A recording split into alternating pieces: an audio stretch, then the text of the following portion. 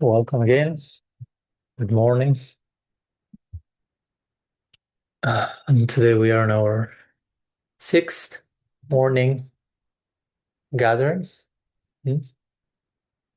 On these days, as you already know, we have been taking some time to explore somehow the core of our Gaudiya Vaishnava philosophy, theology, through some of the important verses, at least in my consideration, hopefully yours as well, that somehow shed light on different principles, like what's bhakti, description, definition, sadhu sangha, beginning, middle, and end.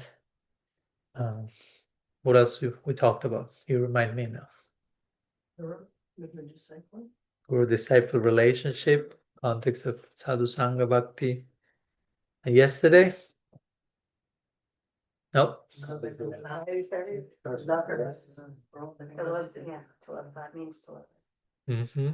Which we tried to make the point that it was a very important point throughout scripture all over, right? God is omnipresent, and therefore everything is omnilovable. Right? The omni-loving is omnipresent, therefore everything is being omni-loved. That's basically the point. And if we are missing all of that party, it's because we are omni-absent. Right? So we feel omni-unloving, omni-unlovable, that's omni-absence. That's it. So it's all about gaining presence to the miracle of what's already taking place. Adjusting our sight, our view, and when our tradition speaks a lot about becoming a seer of truth, learning to see, in one way is learning to be present to what is and see it, basically. So yeah, we have explored all that. So far, we have concentrated more, so to say, on our side, in some degree, on us practicing bhakti, on us connecting with sadhus in connection to Guru as disciple, in perceiving God's presence, in learning to relate to anything and everyone in a proper way. And today and tomorrow, which is our last 2 morning explorations, because on Sunday morning we have like farewell circle sharing. I like to concentrate on how the sweet absolute responds to us when we embrace all that we've described so far. When we embrace bhakti, when we immerse in sadhu sangha, when we become students, when we embody the teaching, when we relate to others, acknowledging God's presence everywhere. How does God respond to bhakti? Which is a big topic. Again, we are just in 2 verses today and tomorrow, but it's eternity is waiting for us to explore this now. And this is a very beautiful, charming Gaudiya Vaishnava feature, to which point God becomes affected by love, basically, and what makes that of him, how he becomes who he is, ultimately, all that he is. So again, we have already spoken how bhakti changes the way we perceive God, how we can get rid of toxic perceptions, projections of the divine. And I'm pointing like this because sometimes we throw him quite far away. We have spoken how bhakti can change the way we perceive others, again, relating to everyone with God present there. So today we turn the movement around. We're asking what happens within God when our love reaches him. Because we already talked many times, God loves everything and everyone unconditionally. But what happens when we return the embrace? No, it's not that he said, "Oh, I was already loving you, so now I was just waiting for your embrace, and that's it. Now we are equal. Game over." That's the beginning of the game, actually. That's the actual official beginning. Okay, now we have both teams participating, so to say. It's one team. So what happens within God when bhakti reaches him, when our love reaches him, how he becomes affected by that? Again, there are many, many verses in Shastra about that. I always have big difficulty and anxiety having to pick one. That's a blessed anxiety. No? Someone say, okay, what's your favorite place of pilgrimage in Vrindavan or Naudi? Don't put me in anxiety. So there are many verses. So we have touched upon that throughout the conversations these days, and how sweet absolute becomes captured, conquered, crafted, indebted, by love. So it's again very confidential knowledge. By the love he received from his devotees, he becomes all of those things: indebted, capture, crafter, conquer. We can make a long list of attributes. To the point of him being humbled, God being humbled to the extreme, to the point of tears, feeling, I'm not giving enough myself, I'm not reciprocating enough. No, I'm eternally indebted. I can never reciprocate accordingly, and I happen to be God. So if I cannot do what to do? These divine dilemmas, this divine paradox, which show us the intimacy of God's inner life and God's inner existential dilemma. What to do? I'm in trouble, right? Blessed trouble, good trouble, as they will say in English, no? Good trouble. God likes to get into good trouble. So there are many. Again, it's very beautiful how this principle unfolds in Shastra. I'm warming up for the verse. I'm going there. I'm not forgetting we have a verse waiting here. But as you know, for example, Krishna in the Bhagavad-gītā 4:11, he says, Yatamam prapadanti tam sataiva bhajamyaham. According to how you approach me, I reciprocate accordingly. So that sounds more like, okay, proportional stuff, which is never proportional, because again, he loves us unconditionally even before we know about, even when we deny his existence. But he's humble, so he's not showing off, hey, I'm loving you even before you know. As much you approach me, I will reciprocate in kind. In other words, you love me in a certain way, I adjust to your approach to me. And then we have other verses, we will see a few later. The Krishna says even he adopts specific forms to reciprocate to the love of his devotees. So that previous verse of the Gita adopts a more specific form. Not only I reciprocate accordingly to your love, I take a particular, unique, irrepeatable form to reciprocate to your unique, irrepeatable love. Radically personal. And then we have this idea, which again we realize now this was not proportional. Krishna is always showing disproportionate love, like we were exploring some days ago. This verse from the Bhagavatam when Uddhava is saying, "Ho bhakyam stanakala kutam," like Krishna is giving this love to Putana. Putana is approaching here with murderous intentions, and he's giving her the position of a mother.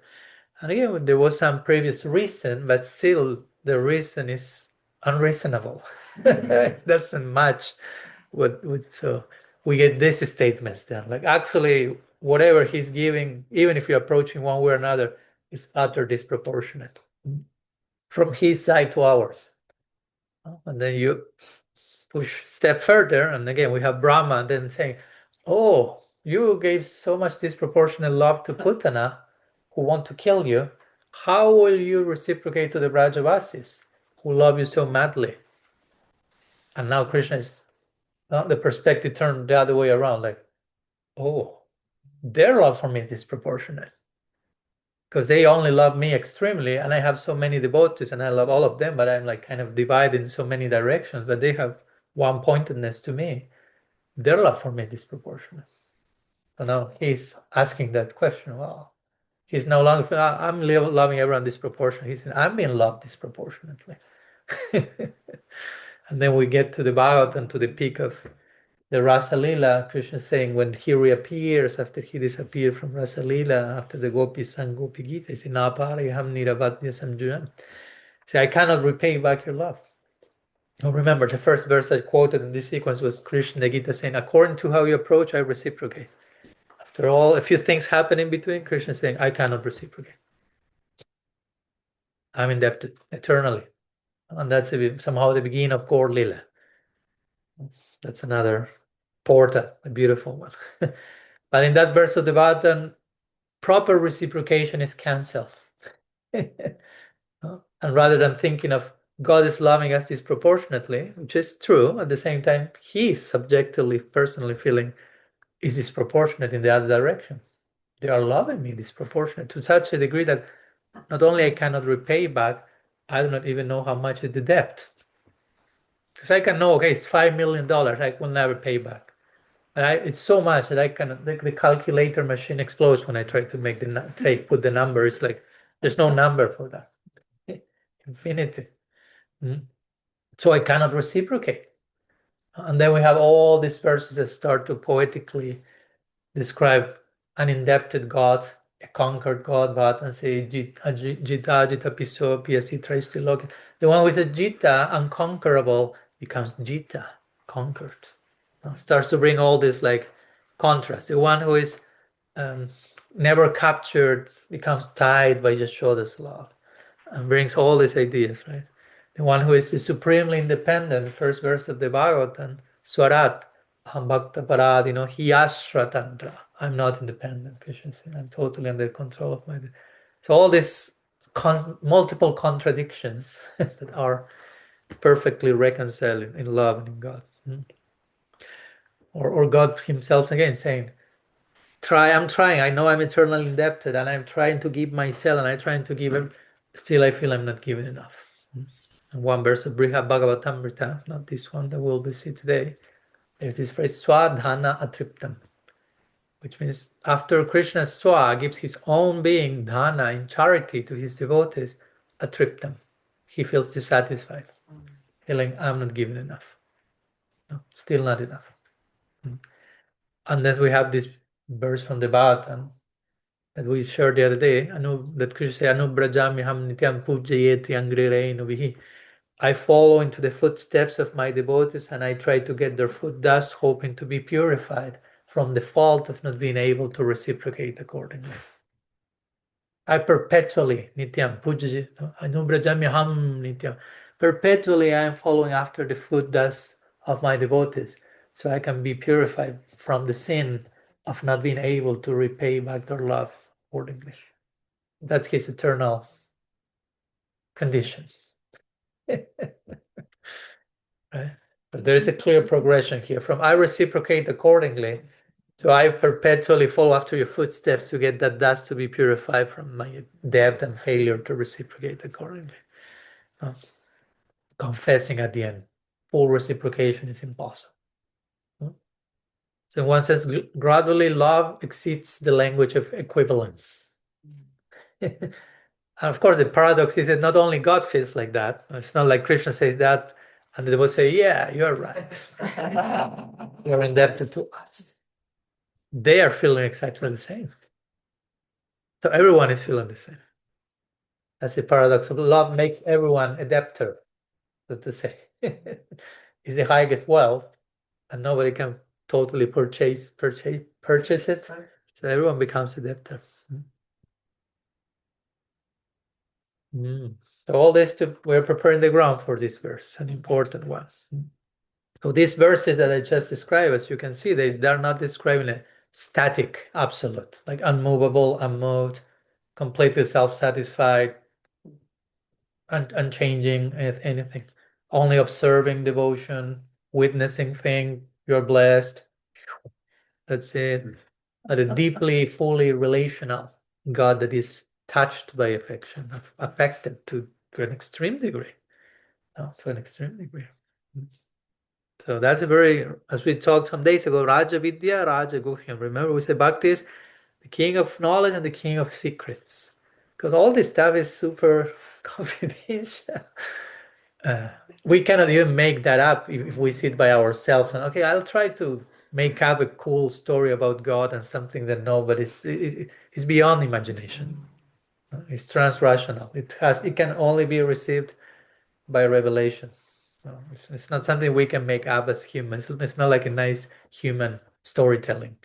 No,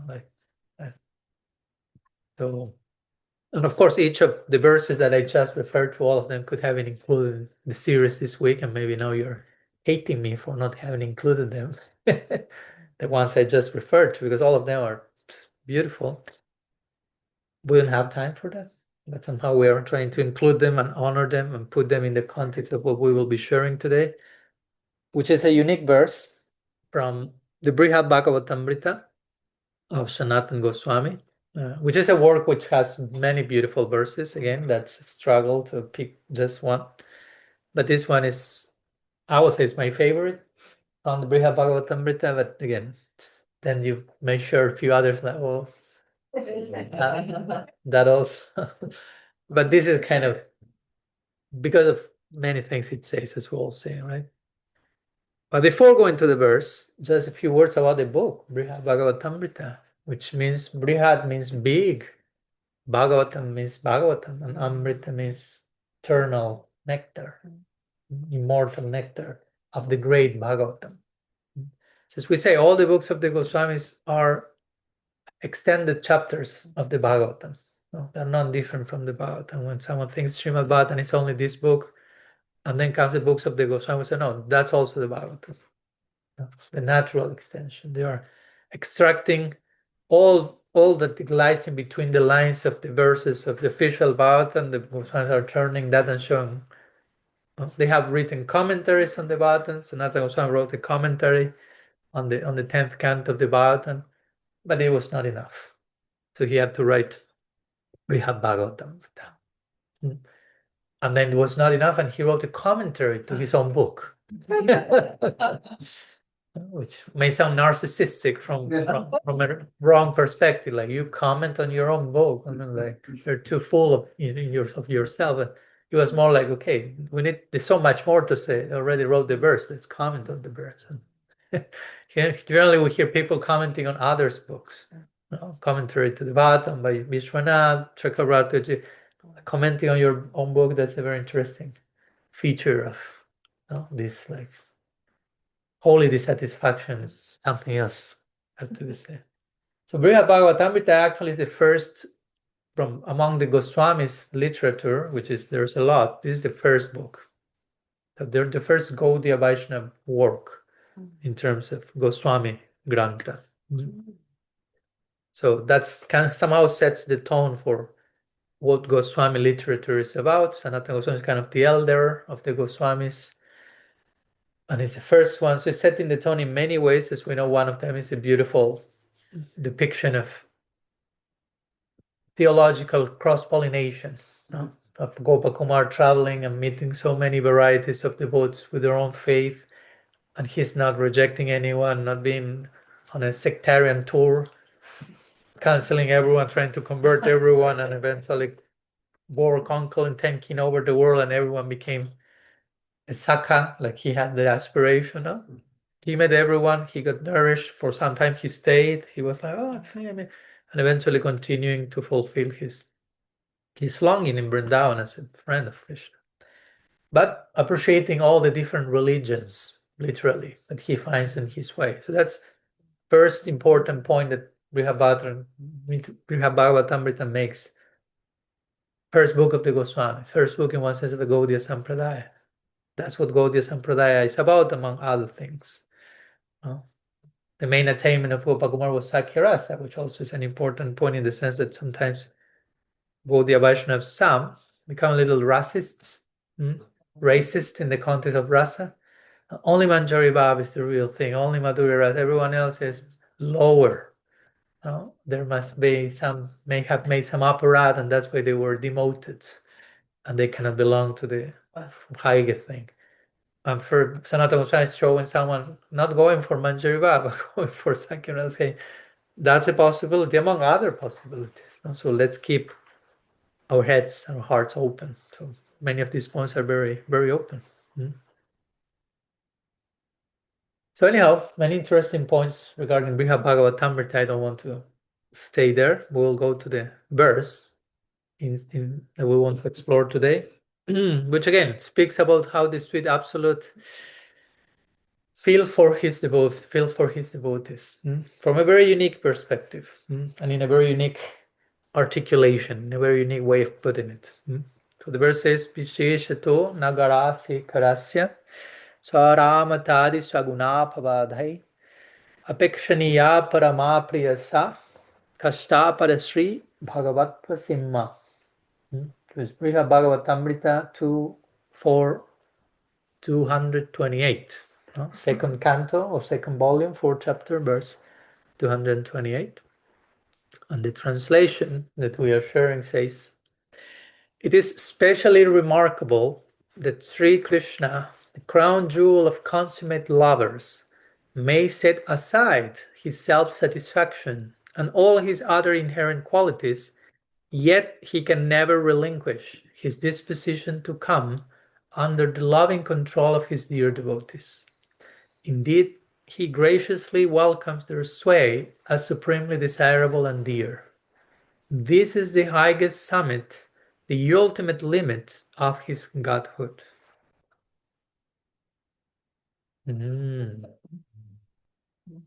There's a lot there. And fourth lines, everything's there. One sense, in each one of the verses we study these days, we just pick one of them and go deeper. Everything is there. You can just pick one and sit with that for eternity, and well, that's the generosity of grace. We don't need to have to learn all the slokas and have to do everything. You just take one and go deeper into that one direction, and everything's rather than trying to take everything on a superficial level. Focus one direction and so anyhow, the context for this verse, the previous verses to this one, are explaining how Bhagavan becomes controlled by love and tries to prove how that's not a defect. Because again, from an ordinary perspective, you can think God comes under the control of someone else. Ooh, that's strange, right? And to the normal logic, that doesn't make sense. God is a supreme controller. Nobody can come under his control. Everyone is controlled by him. So we have Bhagavatam is gradually building a case like, no, that God becomes controller. It's not a fault. Not only it's not a fault, of course, it's an ornament. It's his highest, glorious. This verse now is concluding. It's the ultimate symptom that God is God. Again, Rajaguhyan, very confidential knowledge. For the ordinary, quote unquote, ordinary knowledge of God is never controlled. God is never affected. God is never transformed by love. God is impassible, not impossible. Impassible means he's untouched, unmoved. And there are many theologians in various traditions would think like that. God is the unmoved mover. He's the one who sets in motion creation, but he's unmoved, impassible, which for us will say impassible is impossible because of how much love he's been impacted by. And of course, I talked about that in Evolution in Divine Love. There is an unchanging part of the divine, but there is a part that is always experiencing new degrees of loving experience. So this very confidential knowledge, again, what is that thing that makes God a plaything in the hands of his lovers? That's very secret knowledge. So this verse, as well as many of the ones we shared before, this verse reverses again many ideas about God. And even if we are officially Gaudiya Vaishnavas, unconsciously we may still be carrying some religious, cultural inheritance about God being above the sky, far away, chastiser, angry, watching over, surveillance, agency, hell, who knows, testing you. Like the other day I was watching this podcast with Hari Prasad Namrasa, and I appreciate the point he made that Namrasa brought something about Krishna's testing us. Say like, I'm not worshipping a testing God. And I've read Shastra. He's well read in Shastra. There's nowhere that says Krishna's testing you. So again, this type of thing that everyone takes for granted, but where is that coming from? Oh, I heard it from Bhakta, whatever, on a Sunday feast. Or on the corridor, waiting for the shower. Right? That's how it became canon. Huh? Krishna's testing you. Right. Where is canon? We have to also, I mean, we have to be rigorous in, okay, where's that coming from? Because if not, we can make our own sampradaya in the corridor waiting for the shower, right? Like, Krishna's testing you. He's watching over. Again, so this verse tries to reverse among, and main big part of our sharing these days and always is trying to deconstruct false belief and dissolve toxic ideas about everything. That those are many times the things that get in the way of our actual progress and our actual experience, not even so much wrong. Of course, we may have things that we need to work on, but many of the main things that get in the way are wrong ideas we have about things. Wrong sambandha, wrong orientation to who is Krishna, what is bhakti, who we are, what's this world. And many times that's what prevents from a genuine, touching, transformative experience in life. So that's why we spend so much time pounding the post of deconstruction. Not deconstruction to the point that nothing remains, the construction of the false belief, and while doing so, hopefully reinserting proper values and perspectives. So again, this verse, among many, reverses many common ideas we may have about God, which again, we usually imagine the divine being unaffected, beyond, untouched, utterly transcendent, indifferent probably. And here he's presenting a God, Sanatana Goswami is presenting a God that, Krishna has the capacity to be affected by love. And that makes him more capable, not less, more sensitive, not less. No? And he will say not only that, but the fact that he can be affected by love, that's the highest evidence for his godhood. We will go there in a minute, but that's what the verse is saying. Bhagavatas kasha parashri Bhagavatam. This proves the highest summit, the highest reach of his Bhagavatva, of his being Bhagavan. Something also interesting that again is very counterintuitive for usual normal thinking. This paranormal thinking paradox that he brings is what makes God, truly divine, is not his self-satisfaction, atmaram, swaramata, which is certainly we have that idea God is perfectly self-satisfied. He said no. What makes him truly God is his willingness to abandon his self-satisfaction in the pursuit of the holy discontent created by love. Holy discontent. We talked about that also in Evolution, Divine Love. Love creates an ongoing thirst for more. It's not a bad discontent. That's why I say holy. No, there's always an openness for more love, more depth, more interaction. So there's no self-satisfaction. At least not the God we worship. No. Shri Radha Krishna, Gaur Gadadhar. That's the realm of divine dissatisfaction. Narayana in Vaikuntha is more like God. Like, cool. No? Self-satisfied. Maximum he may need some foot massage and Lakshmi is there. Not criticizing God, of course, but just saying. I mean, you don't hear Lakshmi Devi doing much more service than that. Not to downplay that. I mean, that's perfect. That's the need of the moment. That's the mood of the lila. That's glorious. That's eternal. But that's not the realm of utter necessity created by love. That's somewhere else in the same place and in a chamber of that realm. So to say, very secret one. Rajaguhya. Again, these are very counterintuitive ideas. We may not think like that because we may got accustomed to that, to hear the things, and we do not realize how esoteric, deep, confidential the things are. So we may have this double problem. We take the things for granted, but at the same time, we have unconsciously inherited many patterns, beliefs about God that are utterly dysfunctional and contradictory to the things that we've taken for granted. That put those things together and you have religious PTSD in many ways. So we need to do the work, no? Okay, this inherit distorted religious cultural DNA, from wherever it came, from family, home, society, waiting for the shower in the ashram, Krishna's testing you. No? Gaur Haribol to all of that.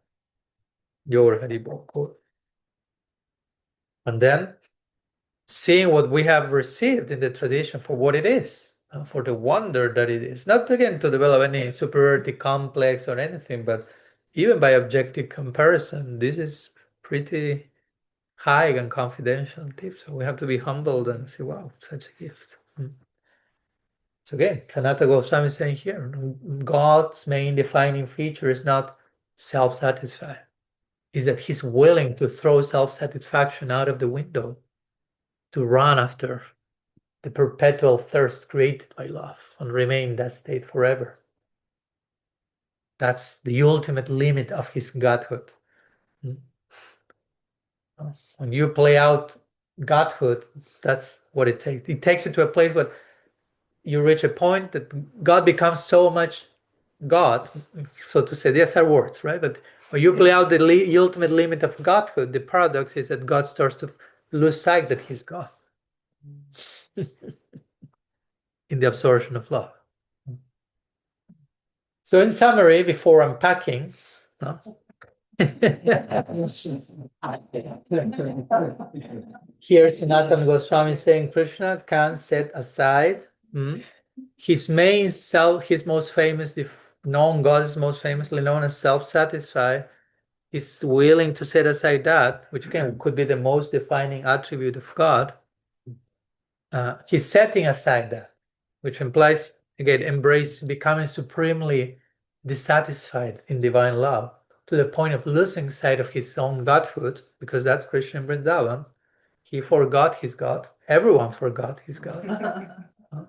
Because they are doing something more important than reminding God and themselves that he's God. So he can live all his qualities, this verse says. He's willing, he's capable of throwing out of the window not only self-satisfaction, it says swaramata adi. So adi means etc. So it means swaramata is kind of a quality that one of the most defining qualities of God, self-satisfaction. And adi means etc. means all the other qualities that also are the most defining qualities for most people about God. Krishna throws all of them out of the window, but he cannot live one quality. And that's the focus on this verse. There's one quality that when he has thrown everything else, sarvo padi vinirmuktam, he's getting rid of all false designations. Like we are told, sarvo padi vinirmuktam, anyavilasita shunyam, jnana karmadhyanavrita. Get free from all these false designations and stuff, masks and filters. Krishna is like, okay, self-satisfaction out of the window, all that supreme control, cosmic administrate. I mean, he remains doing all that, but in one sense, it's a way of putting it. But at the end of the day, when you have like thrown out everything, there's one irreducible quality that makes the core of his being that he cannot do away with, because that's the very core of who he is, which is I'm controlled by the love of my devotees. That's his final irreducible sense of identity. And therefore, many acharyas say that's Krishna's most favorite quality about himself, because that's what touches the core of the marrow of his being. All the other things are more peripheral. Yeah, that's there somewhere. Creator, this, that, but slave of my slaves, servant of my servants, lover of my lovers. Ooh, you have touched something there. That's my marrow. That's who I am. Everything else can be disposed of. This one, no, I won't let go of that, because if I let go of that, I'm no longer, I'm who I am. So if you will be interviewing Krishna and asking him what's the most favorite thing about yourself, which may sound like a narcissistic question in itself, right? But he will reply in a way that is absolutely humble, which is, my favorite quality about myself is that I become conquered by the love of my lovers. So it's not about him, in one sense. It's not about like, he could say, my most favorite thing is like, I'm the sustainer of all universes, you know? I mean, he has pretty good excuses to be proud, right? I keep all this working and I do this and that and omnipresent and omniscient. That's not interesting, as interesting for him. So in his supreme humility and in his supreme gratitude, he will say, the favorite thing about me is that I'm conquered by the love of my devotees. So it's all about the love he's received. It's not at all about him. So So that's very interesting. And that's a big, also deep, humbling lesson for us, not to compare ourselves to Krishna, of course, but many times when we define ourselves, we many times define ourselves through the qualities that, I don't know, like protect our autonomy at all costs. No? My strength, my intelligence, my achievements, my independence, my control, my capacity to... Generally, we don't reply like Krishna will reply. Like Krishna is defining himself most deeply through his willingness to belong to another. That's basically how he replies. My favorite quality is my willingness to belong to another, and all that happens by that. The byproducts, the consequences of that. That's a favorite thing. The other things are like boring. So that puts in context the priorities in life and what's the real value and what's anartha, false value. That we are investing too much time and energy in something that is not the real thing, the real treasure, the real value. Like Prabhupada will say, we are all day wanting to become all powerful and all controlling, and the one who is all those things, he's not interested in that. No? The highest proof of that is Krishna appearing as Mahaprabhu. It's God trying to be a devotee. And we are devotees trying to be God. And trying to have everything revolving around us in perfect control and everything like as I want. The moment the chair is slightly on the other side, I start to have a panic attack. And it's like, come on, are you so fearful of allowing things to move and to flow? No. You want to be God. God is not interested in being God. The more God becomes God, the more he forgets he's God. Now, the more he explores the limits of what it means to be God, he uses all that power and capacity to love and to be loved, and that creates a byproduct of forgetting his godhood. That's the paradox of love. So again, this willingness or capacity to be conquered by love is not only Krishna's favorite quality about himself, but it's his most defining attribute. Again, very important. Bhagavatva Simha. Bhagavatva, as I say, is in connection to being Bhagavan. And Simha means like the highest summit, the ultimate peak. No? So the ultimate peak of his godhood is to be loved to such point that makes him forget his godhood. That's very interesting, very humbling again. Because we may think, oh, if I will be God, no, my favorite thing about me will be that I can manipulate or influence or have this exercise. But he won't say that. The one who actually is, the only one who actually is, the favorite thing about me is closer to what could be the favorite thing about yourself. We are closer than what we think from God. That's my point. So the favorite thing about me is that I'm controlled by love, Krishna is saying. So why don't you say the same? Why don't we say the same? Advancing in life means getting closer to that same answer that Krishna himself will give in an interview. Favorite thing about myself is how love can conquer me. That's God's reply. I'm becoming God-like, not becoming God, but in order to relate to God, the scriptures say you have to become like God. And I would say like God means this. For God, the favorite quality is to be conquered by love. To become God-like means my favorite quality becomes that same thing. I'm conquered by love. I love to be conquered by love, which has a price, of course. It sounds romantic, but there implies lots of openness, vulnerability, trust, surrender. We are training the muscles over here. So also there's this expression, the ultimate limit of his godhood. No? And of course, by limit, we are not saying the ultimate limit, the ultimate point beyond which God cannot go. But more like the point at which divine majesty turns into divine intimacy. That's the ultimate limit. Where God crosses that threshold of divine majesty, gets rid of all the majestic things, gets rid of the awareness that I'm God and enters intimacy and becomes fully conquered by that. Some aspect of him remains in the majestic department, the presidential house, as a cosmic administrator, but he crosses that the ultimate limit and enters into the realm of intimacy, to enter into self-forgetfulness in divine love. And that's very much in line with this line from the Bhagavatam that we quoted the other day, which is beautiful. Going back to Bhagavan, we are talking about Bhagavan. And many times we think, oh, Bhagavan is the one with the 6 opulences, 6 Aishvaryas, supreme strength, supreme renunciation, supreme knowledge, supreme fame, supreme this, supreme that. Yes, to some degree. That's Bhagavan. We will say, yeah, I mean, there are many ways to explain that. But Bhagavatam, when Sukadeva Goswami speaks about Bhagavan, say Bhagavan Bhakta Bhaktimam. Bhagavan Bhakta Bhaktimam means Bhagavan is the Bhakta of his Bhaktas. Bhagavan is the devotee of his devotee. Bhagavan is the lover of his lover. Bhagavan is the servant of his servants. However you like to frame that line. That's Bhagavan, he's saying. He's not saying Bhagavan is the cosmic administrator with all power, all strength. Yeah, all that's there.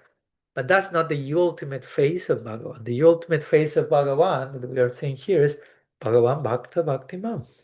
He becomes the lover of his lovers. He becomes conquered by them. That's Bhagavan. That's Krishna's true Bhagavan. So yeah, there are different Bhagavans. You have Bhagavan in Vaikuntha, Bhagavan in Mathura, Bhagavan in Dwarka, Bhagavan here, Bhagavan there, Bhagavan everywhere. It's everywhere. But we are interested in a particular Bhagavatva, and in particular Bhagavanness, in a particular way in which Bhagavan is Bhagavan, which is paradoxically in a way that he forgets that he is Bhagavan. That's Bhagavan, Bhagavatva Simha, again, the highest summit of Bhagavatva, Bhagavanness. Bhagavan becomes Bhakta Bhaktimam. I'm the devotee of my devotees. I'm a devotee. I'm also a devotee. Again, we're trying to be devoted. God is already a devotee. Everyone is. We are trying to be a devotee of God. God is already a devotee of everyone. So yeah, God is great, but God is not too great, so to say, to become grateful. He still remains grateful, as great as he is. God is not too great to become humble. The fact that one is God is, no, I don't have any chance to be humble because I'm God. I'm so big. No. God is not too great to become a servant. Again, that's very confidential. You generally don't hear in spiritual circles how God is a servant. Now, we are to become servants, which is an important part of the equation. But also it's important to say, but why am I to become servant of that guy? Well, because he's already your servant. So we are just asked to participate in reciprocity. He's already serving everyone. And when you become his servant, he becomes even more your servant. Yeah. Gopi Bhartu Pada Kamala Yor Dasa Dasa, and that's what Mahaprabhu said. One of the only verses that we know composed by Mahaprabhu, apart from the Sikshastakam. He said, Nam Vipro na chanara patim napi vaisyuna sudro nam barnina chagriha patim navanastu itim. Kintu prodhyam paramananda nikila paramananda purna amrita bher gopi vartu pada kamala yor dasa dasa. This is Bhuta Suddhi. This is a way of purifying our sense of identity. In the beginning of the day, one can recite this mantra. Mahaprabhu said, I'm not a Brahmin, I'm not a Kshatriya, I'm not a Vaisya, I'm not a Sudra, I'm not Sannyasi, I'm not Vanaprastha, I'm not Grihastha, I'm not Brahmin. I do not identify with any of that stuff. Though he is a Brahmin, though he is a sannyasi, he's operating in society accordingly. But it's still, he's saying, that's on a relative level. Substantially, I'm the servant of the servant of the servant of Sri Krishna, the beloved of the gopis. The one who is conquered by his devotees, in other words. I'm the servant of one who is serving of one who is serving that. And that's God speaking. Again, that's Mahaprabhu. See, I'm the servant of the servant of the servant. So again, God is not too great to become a servant. God is not too great to become humble. God is not too great to become grateful. God is not too great. In fact, it is because he is all the things that he's God. No, he's grateful, he's humble, he's servant. Okay. You are God. You are giving proper example. You're walking your dog. But you ultimately, yeah, God is someone who longs for love. Now, there's one beautiful line simple line. Some of the things I'm included also in my forthcoming book, in the last chapter of the book, because again, the whole book is how God loves us, then how we should learn to love ourselves based on that, what gets in the way of that, and then how to return the embrace, how to love God back, how to love others back. And the last chapter is how God loves us back after we have loved him back. And so, a lot to say about that.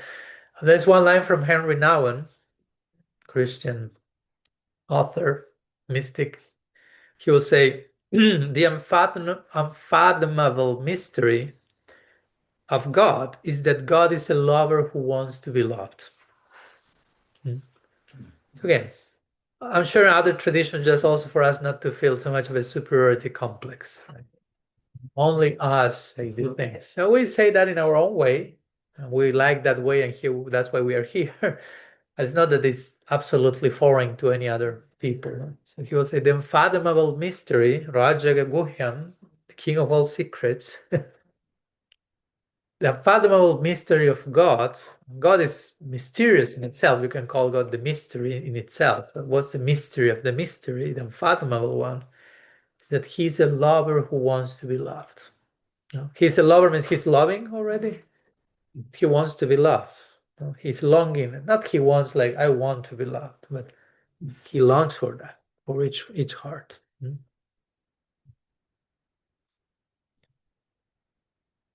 This is interesting because we may already have some difficulty in accepting that God loves us.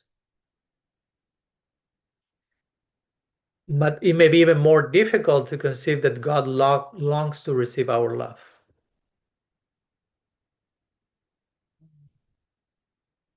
So we have to work on that because this verse is confirming that he does. No? So it's sometimes difficult for us. Okay, God loves me. I'm not so sure. No. And he is longing to receive my love back. Definitely not. Not only I'm not so sure, I'm certain that's not the case. Because why we may feel too small, too whatever, too inconsistent, too wounded to give anything back of value to the infinite. But this verse declares otherwise. And this therefore is another empowering assurance for your self-acceptance, for acknowledging who you are as a soul, Acharyabad, wonderful soul with wonderful potential in bhakti, if you dare to take shelter under that divine energy. It's not only about you, but it's about you doing certain things, connection to bhakti, and yeah, you're being longed for. If you still do not believe me, then that's your homework. So again, the divine is not just wanting our obedience. Not like sometimes God is portrayed, obey me, or he doesn't want you just to believe in things. No, he doesn't want even you to be a perfect, moral, civilized human being. No? Not that any of those things are bad, but he desires ultimately that particular love that only your heart can provide to him. No? That no one else can offer precisely in the same way. There's a unique flavor in the individuality of each soul, and Krishna is longing to relish that part of the menu. No? To interact, again, it's not some relish, selfish relish. We are talking about love, so it's never self-centered, never exploitative. He longs for that radical personalism, no? Entering into each one's heart. No? Like the Bhagavatam gives these beautiful verses where one of the many names, Krishna has many names with animals. No? Like he's a swan taking the essence, he's like an intoxicated elephant. No, like walking, like when Jagannath is taken out of the temple for Rath Yatra, he's like, ooh. And that entails literally how he's impacted by the love of his devotees. So he's drunk. He's intoxicated. One name for Krishna, for God in the Vishnu Sahasranam is Dripta. No, he's intoxicated, the intoxicated, the drunk one. One name, he has many names with Madhu also, which means like honeybee or like bumblebee. And Bhagavatam makes many verses, but he enters into the lotus heart of the devotee, no? Like a bumblebee. And then Krishna starts to take the pollen of that heart and becomes intoxicated, like tipsy-turvy. He enters the tavern of the heart of the devotee and starts to get so intoxicated, like you when you see a bumblebee drinking from the and poetically speaking, it is said that then at night the lotus closes and the bumblebee was so intoxicated and never left the lotus, so became trapped there forever. So that's how God becomes trapped in the heart of the devotee's love, and vice versa. Of course, the devotee is another bumblebee enter the lotus heart of Krishna, intoxicated. So each one trapped by love. Let me read a little excerpt for Irreversible Grace, my forthcoming book in this connection. And I quote this verse also there in one part. When the soul, awakened by divine grace, loves God for love's sake, the sweet absolute is undone. He who once waited patiently for our yes becomes forgetful of his own godhood, intoxicated by the affection of his devotee. This is the sublime symmetry of spiritual life. The infinite, having poured himself out in mercy, now feels that he has received something immeasurably greater, our love.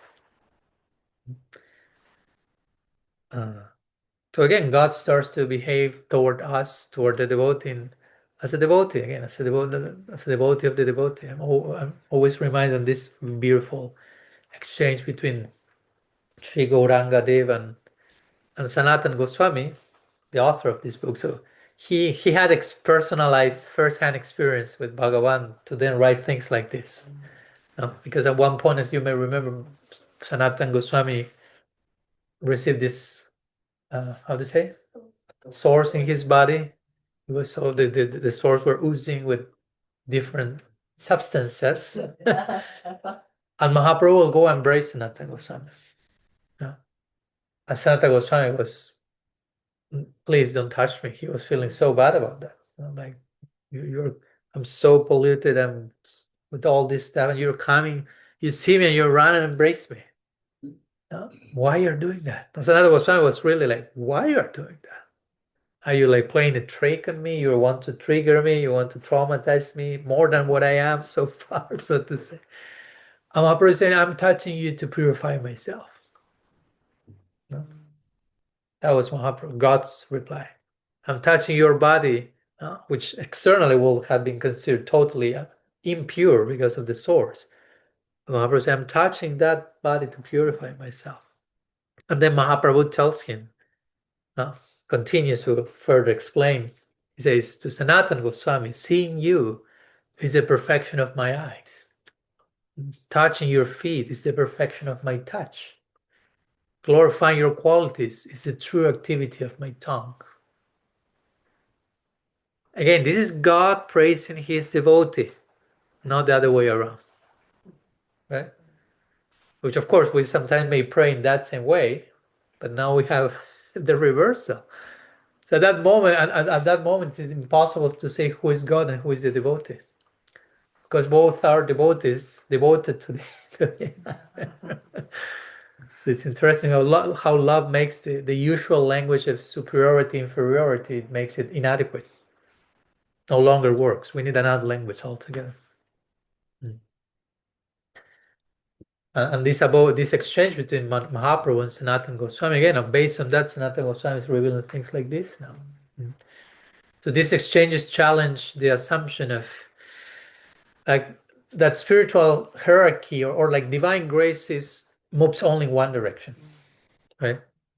Okay, we praise for God's grace, but God prays for the devotee's grace. So it's two-way street. Generally, we'll think it's just one-way street. Grace comes from one source, the giver and then to the receiver. But this reverts this these dynamics. Caitanya Charitamrita, in this connection, says that divine love has this unique effect. Again, it's all what we are doing here, studying love. Divine love has this unique effect, says it imbues seniors, equals, and juniors with the spirit of sacred dedication. In one sense, all those hierarchies dissolve, and everyone becomes a servant of the same cause, God included. The senior of the seniors, so to say. He becomes a junior. He becomes a servant. In other words, love awakens service in every direction. It's not like, no, I'm senior. The juniors do the service. Oh, I'm peer, whatever. No. That's the unique effect of divine love. It's imbuing this spirit of sacred dedication towards juniors, seniors, equals, all of them. Everything belongs. And again, God is not an exception to this verse, to this rule. And that gives a very interesting criterion for spiritual maturity, for seeing where we are on yardstick. Like, that's my position makes us expect more service or demand more service to us, or does make it more eager to serve. Because again, the presence of divine love warrants everyone is willing to give themselves, and God is leading the way. If God is so willing and so happy doing that, why I'm not, if that's the case?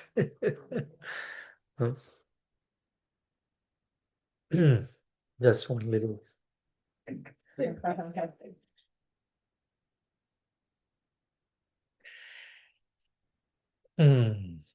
So yeah, Krishna is a fanatical lover of his devotees. There's one line in the Bhagavatam, in the 11th canto, he says, Mad Bhakta Puja Vyadika. That's a very nice line. He said, the worship of my devotees is higher than my worship. That's interesting, because here comes a person whom everyone is worshiping. Say, yeah, you got it wrong. It was not about me. I have my own altar. I'm worshiping someone else. And Srila Prabhupada will say that most religions teach God is the worshipable object, but many do not know that he has a worshipable object of its own. He has his own altar. He's in everyone's altar. He has his own altar.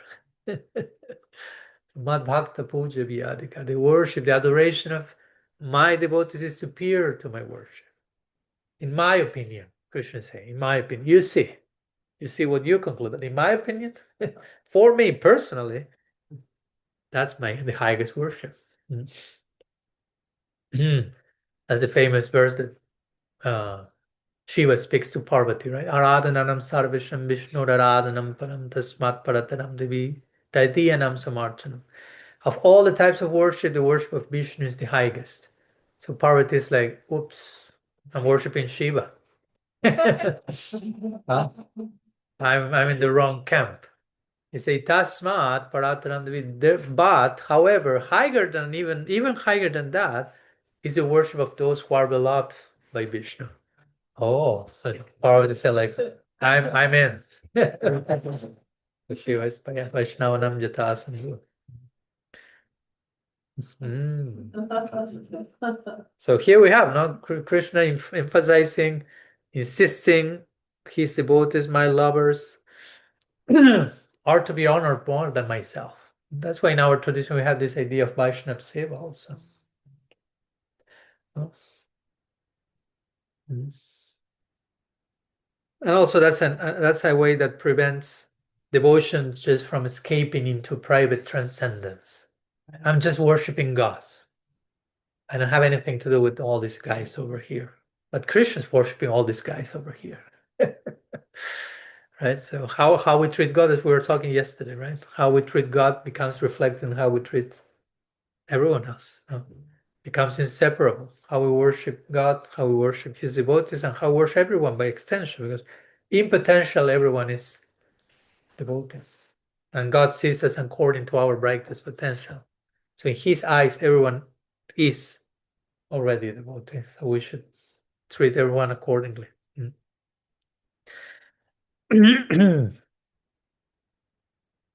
Few more ideas.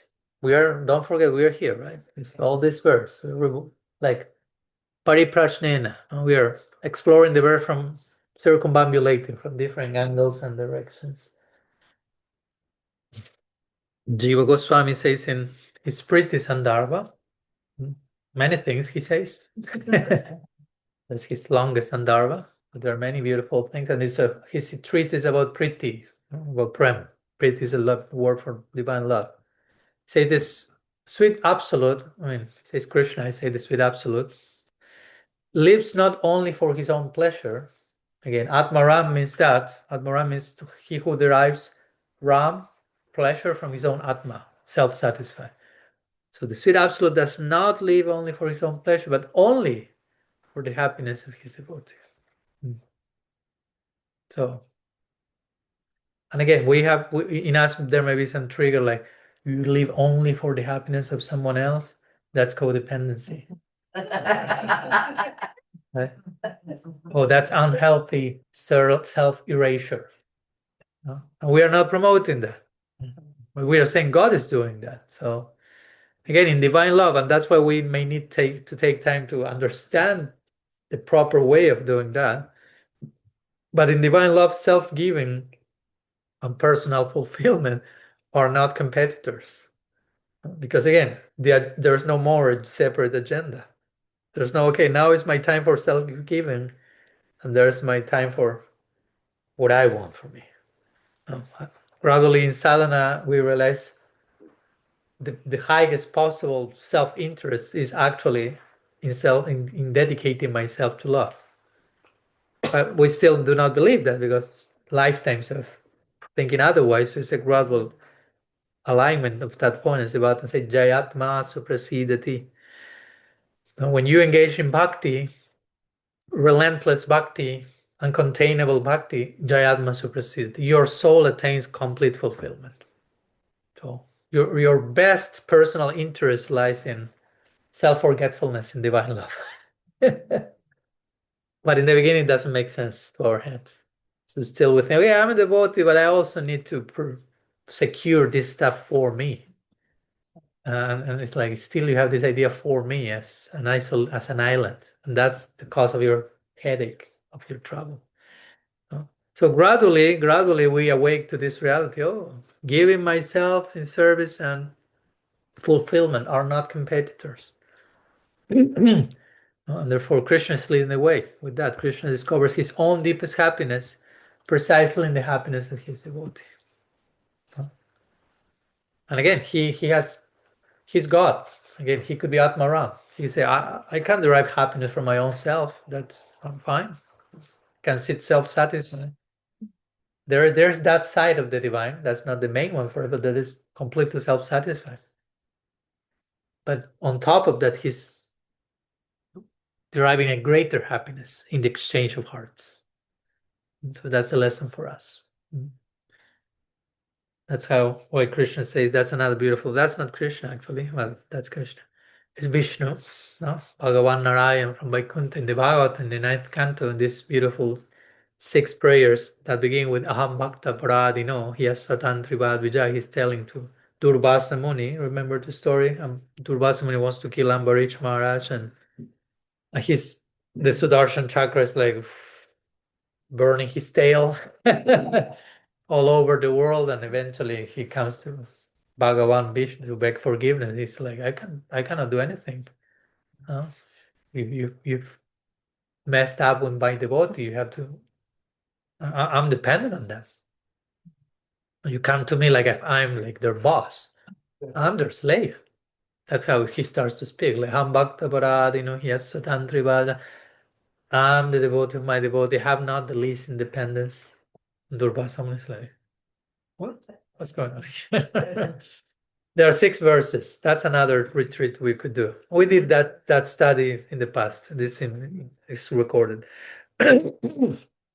Beautiful 6 verses. I will read those 6 verses.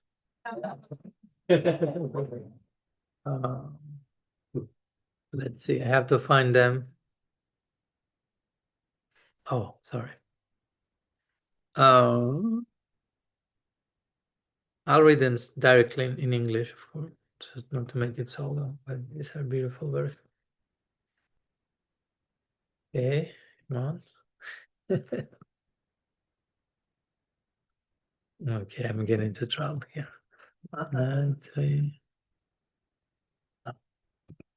Okay, there we go. I'll read them straight. Again, this is Bhagavan Narayan Vaikuntha, or we say it's relatively self-satisfied. He loves his devotees, but it's not to the extreme degree of madness that we all find in Krishna Mahaprabhu. So you just take this and multiply that accordingly to the intensity of Vrindavan. I am completely under the control of my devotees, as if I had no independence at all. My heart is entirely seized by those devotees who are establishing authentic being, since I myself am the lover of my devotees. Without such saintly souls, who seek out nothing but me, I have no desire to enjoy my own bliss, Atmaram, not even my supreme opulence. What joy is there for me apart from them? My devotees abandon home, wealth, even their very lives, only to serve me, expecting nothing in return. How then could I ever abandon them? Just as a chaste woman brings her gentle husband under her control through her devoted service, so do my devotees, equal to all and fully attached to me in the core of their hearts, bring me entirely under their sway. They do not seek even the 4 types of liberation, though such rewards come out of their own accord. What to speak then of perishable pleasures like heavenly enjoyment? Now comes the last verse, that is the one that I want to share with you. Sadhabu hridayam mayam sadunam hridayantaham. Krishna is saying, my devotees are my very heart, and I am their very heart. They know nothing other than me, and I know nothing other than them. Wow. No. No.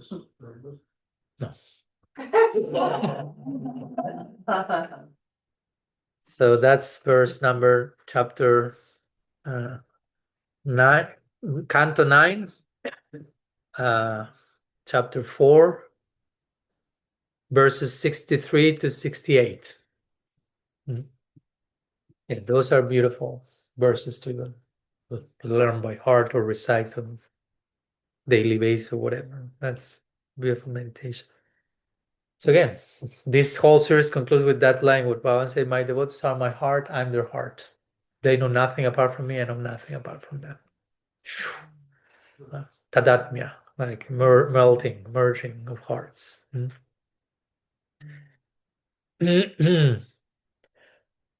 So before we conclude, going back to the verse, I mean, we never left it. We just started to do parikram. We did parikram. We never started. I'd like to read one more section from my forthcoming book in this regard. It says, to be mastered by love is not to be mastered by love is not to lose power. Because again, the idea of being mastered by means losing something. It is to reveal its highest form. We often imagine that what most defines God is his sovereignty, his ability to remain untouched, independent, unbounded by anything or anyone. But here, the tradition speaks a different word, or this verse. The defining limits of God's godhood is not how free he is from all influence, but how freely he gives himself to be influenced by love. Defining limit of God is not how free he is from all influence, nothing touches me, but how freely he gives himself to be influenced by love. The ultimate expression of divinity is not the refusal to be controlled, but the willingness to be ruled gently, joyfully, by the affection of his lovers. As we said the other day, susukam kartumabhyam, bhakti is joyful for us and for Krishna. He loves to do bhakti. He loves to be a bhakta of his bhakta. In such surrender, the infinite finds its sweetest meaning. No? We worship a sweet infinite, again, a sweet absolute. And it's funny, again, going back to us, we have to reflect back on our situation. And many times, us human beings often protect ourselves from being touched, from being influenced, from love, because being affected feels like losing control. Like, what's this psychologist's name? Carl Rogers. He will say a quote in Radical Personalism about listening, because listening, as Paul Tillich will say, the first duty of love is to listen. And Carl Rogers will say, but we are terrified about listening. Because when you truly listen, you are transformed by listening, by the one you are listening to. And most of us are terrified about change. We want to be changed. And love is all about that. So many times we paradoxically, love is the thing we need the most, and love is the thing we are most terrified about. Because it's what transforms us completely. So again, God is leading the way for us to gradually get some, I'd say in English, muster some courage to, okay, no? In one sense, this verse is saying very clear, invulnerability is not the highest form of strength. Right? I'm invulnerable. Nothing touches me. Nothing influences me. I'm God. That's not God. And that's not supposed to be us. We're not God. No. God could have some reasons to say, I'm invulnerable, I'm beyond anything, but I want to be vulnerable, and I am. So what to speak to us who are not God? So the capacity to be moved without being destroyed, because we were afraid of being destroyed and being moved or being open, that points to a deeper power. That's the deeper power. It's not so much in not being touched, in not being changed, but in being touched and moved without being destroyed, without being abused, without being diminished, of course. So love is not so much, I mean, asking us to merely give, but it's asking us to become, how to say in English, permeable.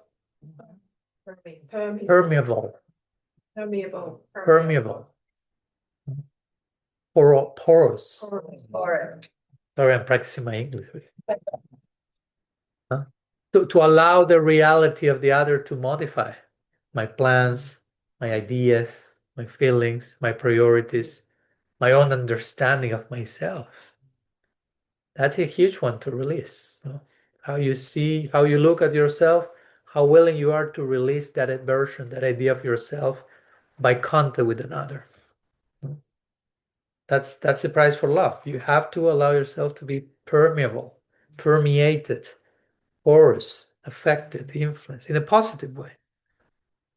But that implies change, because the moment I am affected by input from environment, a healthy one we are talking about here ideally, that starts to change many things. Our little small encaged life of plants and everything in the same color in the same place. Plans change, more priorities change, my self-image change, for better. So it shouldn't be scary. It should be scary to remain in the cage. No? Yes. Is that the word sway that influences those ways? Again, sorry? The word you've got racially instead sway. Yeah. Yeah. Yeah. I was wondering what that meant. I'm glad you asked. It was like a mysterious word, right? Yeah. Because you have the verb also in English to be swayed, right? That's like Yes. or carried also carried away by a wave. So again, it's all in a positive way, but that's the influence of love. No? We open and you are never the same. That's what we need the most. But that's what we fear the most. That's the symptom of being a conditioned soul. We are terrified about love. Not to make anyone feel bad. Again, we are not playing any guilt game, but we need to also be responsible for where we choose to stand and hopefully feel called to. So again, Krishna not only of course, not only is affected by love, as we say it briefly, because I think it's an important one, that he allows himself to be shaped by love. That's another way of speaking about the same thing. He's crafted, carved by the love of his devotees. If we want to become a little poetic, Gortran Pro will understand this. He's a craftsman, carpenter. So our tradition reveals that a God that takes a particular form, not to assert dominance, but to deepen intimacy.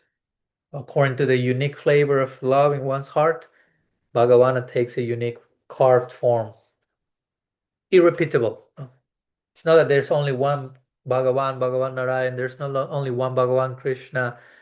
Okay, there's Bhagavan Krishna, Mathura, Dwarka, Vrindavan. No, okay, in Vrindavan, there's Bhagavan Sri Krishna for Madhurya Rasa, for Sakya. No, there is a Bhagavan Sri Krishna and a Sri Radha and a Sriman Mahaprabhu and a Gorga. Unique version of them for reciprocation to each one of us. A unique form that is not exactly the same as it, that takes that particular shape.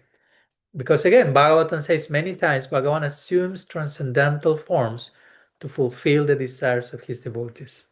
There are many verses saying that. So he assumes different forms to fulfill, it's in service to his devotees. No. It's in response to their love. And their love creates a particular shape. Even in this world, we have that. If you meet someone you love, you gain a whole halo.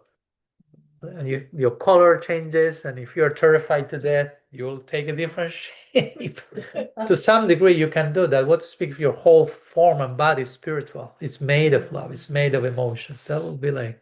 So as I like to say, God is a byproduct of love. No? No. There's a particular love, and that makes God take a particular shape as a byproduct, as a consequence.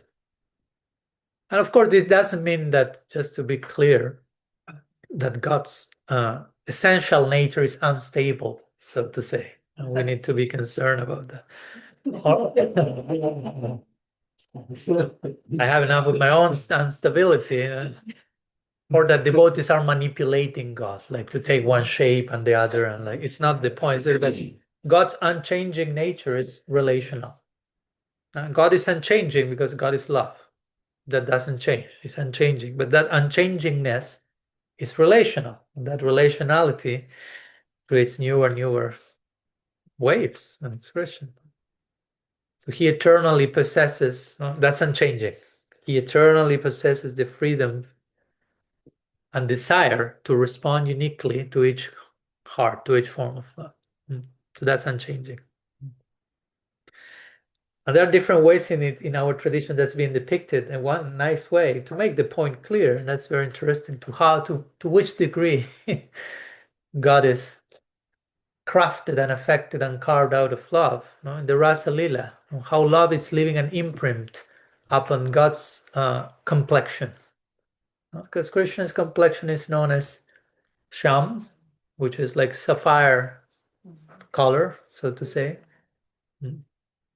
And in the Rasa Lila, we have the circular dance of love, where Krishna is dancing the gopis with the gopis, and the gopis are generally the hue of the gopis is described more like golden, basically. No? And Krishna's hue in one verse of the Bhagavatam, dancing with the gopis, is described as emerald, like. Which color is emerald? Green.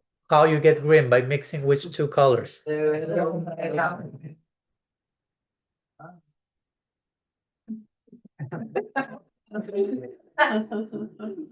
that's another way of making that point, right? The sham color with the golden color get together. Oh, Krishna becomes imbued or impacted by the golden heart of the gopis, and he becomes emerald-like. But intimacy leaves a color. Yeah, every genuine relationship leaves a trace. We are colored by love. That's another thing that comes to my mind. The Sanskrit word raga. That is also used in Indian classical music. That's the first time I learned that word when I studying tabla. And raga is a difficult word to translate. They will, if you go to a music teacher and say, what's raga? It's like, I can tell you what raga is not, but what's raga is complex. But literally, raga means that which colors the mind. But also we use the word raga for passionate, loving attachment.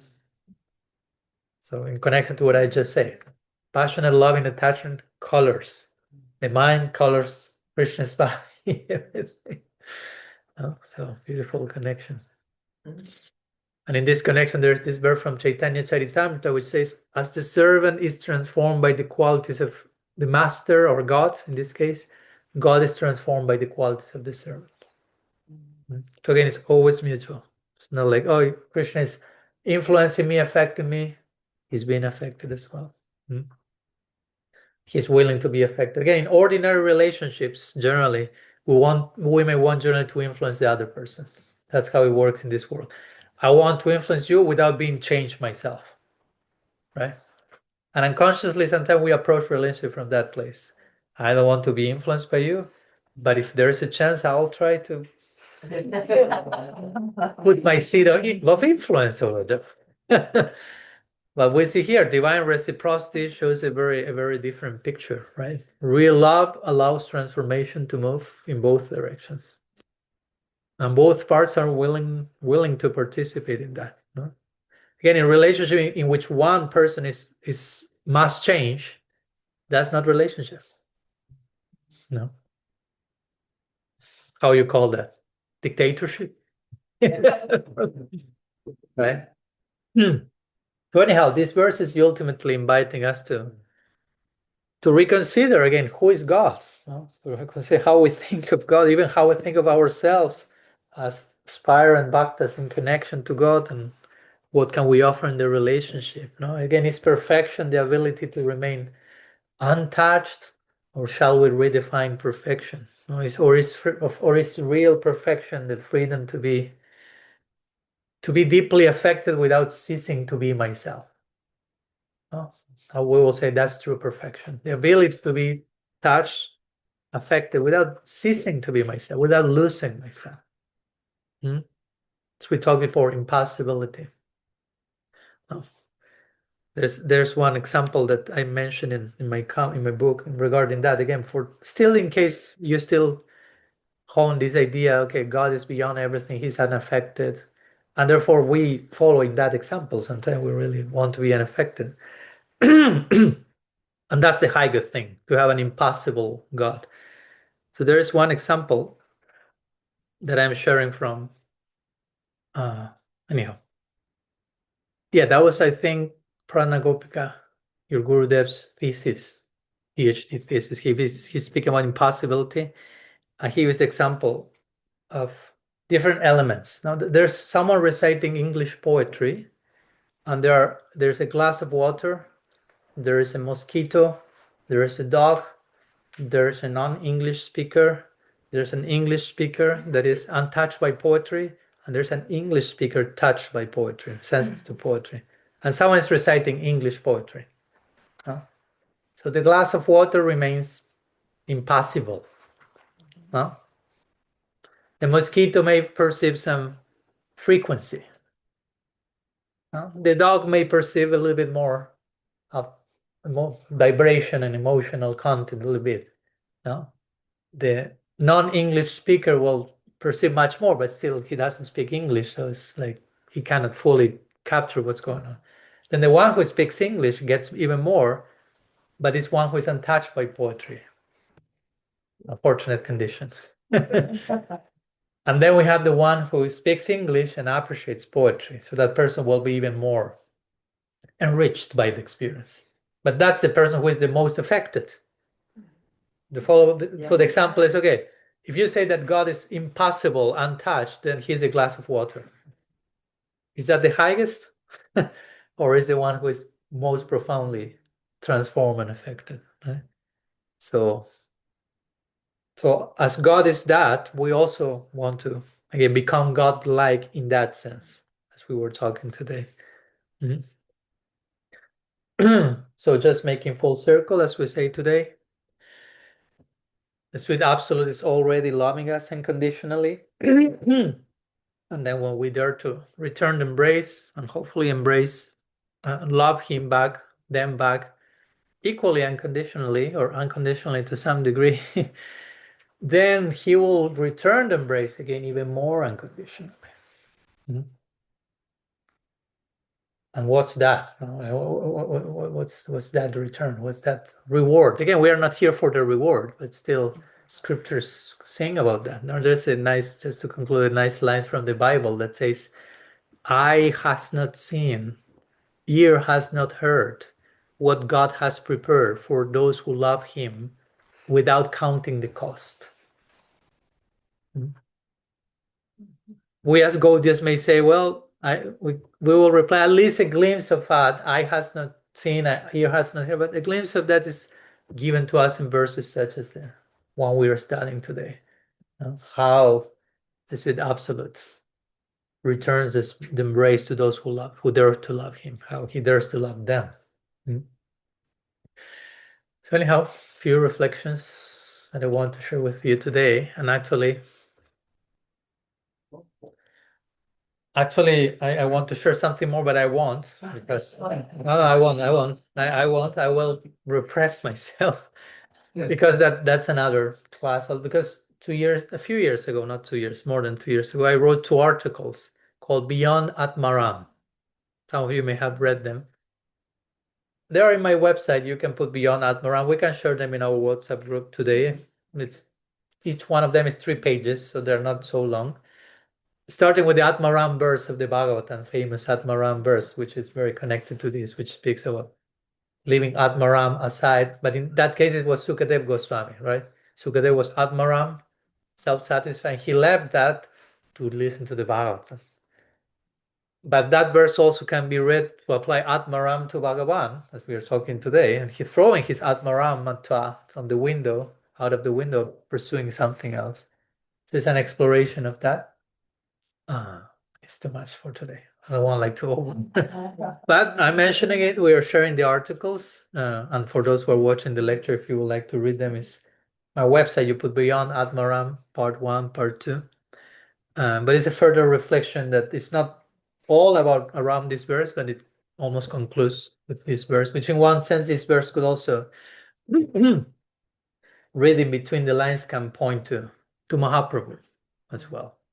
That Bhagavan is so much, he throws his self-satisfaction out of the window and is completely dissatisfied. Krishna trying to taste the heart of Radha.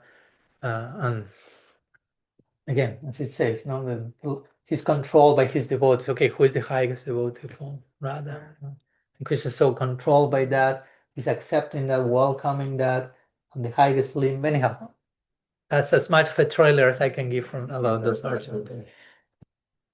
So we'll put the sharing to rest now, but we'll do one little exercise to try to incorporate, internalize, personalize what we share today and own it in our own journey.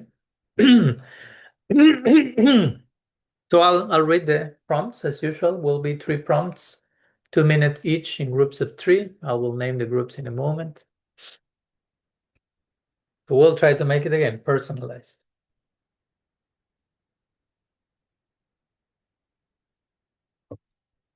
So prompt 1 is, where do you still protect yourself from love? By trying not to be affected. Where do you still protect yourself from love, trying not to be affected?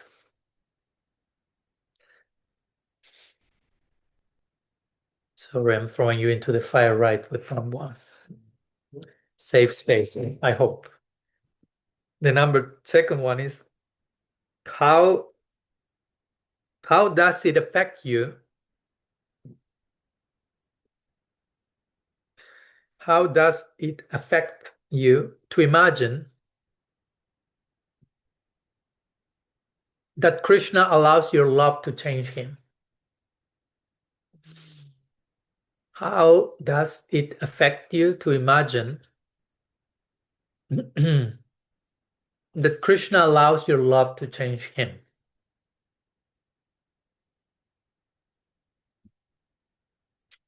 Yeah? It's heavy stuff. Sorry, guys. But it's important. We are doing serious stuff, work here. And the third one, what becomes possible in your bhakti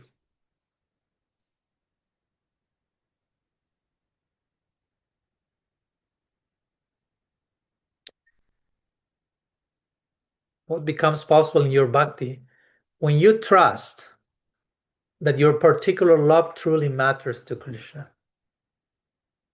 I like how Karneshwari after every prompt is like,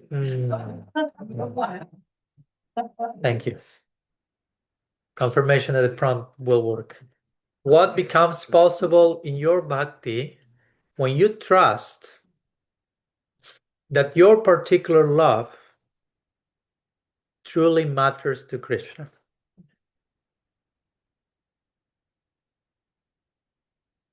Yeah? Okay. And we'll put pause to the recording, mention the groups, and later also we'll be sharing the articles, and as well as today we have writing contemplation. We have been doing some Lectio Divina, contemplation of the verse during from 4 to 6, and